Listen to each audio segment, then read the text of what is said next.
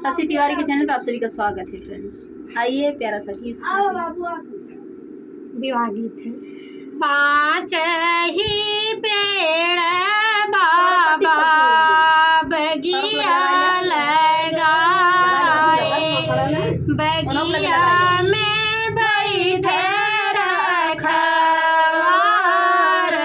जी, घर से निकले हैं बेटी हो कवनी देई, धाई बगिया में जाई, घोड़वा चढ़ल आवई, दुल्हे कवने राम धैले हे दाहिनी बारी, छोड़हु न मोरे प्रभु दाहिनी बहिया हो, छोड़हु न मोरे स्वामी दाहिनी बहिया, बहिया आला पशु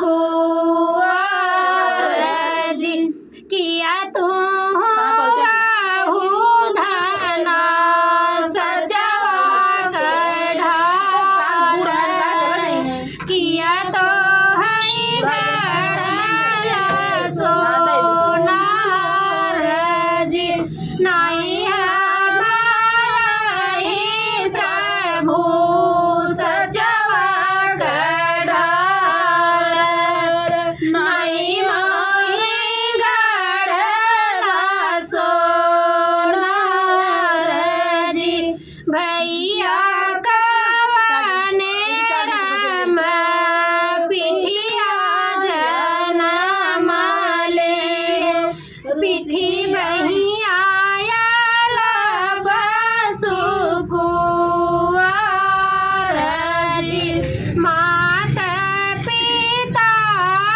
मिली जन्म दिए हैं, कर्म लिखल भगवान जी, पाँच ही पेड़ बाबा बगिया लगाए हो, बगिया में बैठे रखवार जी। तो फ्रेंड था विवाह गीत। आप लोग कैसे लगा? कोई बात सुना तो नहीं देखिए।